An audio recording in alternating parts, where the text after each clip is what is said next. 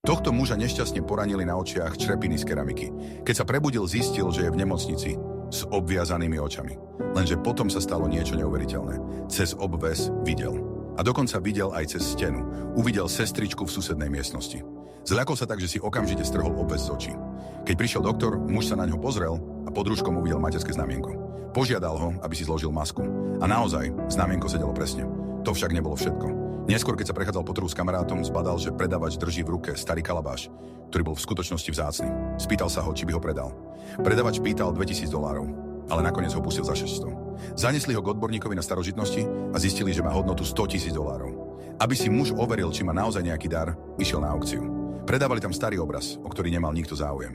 Ale on si všimol niečo zvláštne a rozhodol sa obraz kúpiť. Doniesol ho svojmu starému otcovi odborníkovi na umenie. A tam sa ukázalo, že hodnota obrazu je $15 miliónov. Ale to, čo videl potom, ho zaskočilo ešte viac. Týpek stál oproti, držal v ruke vejpku, a duchcil.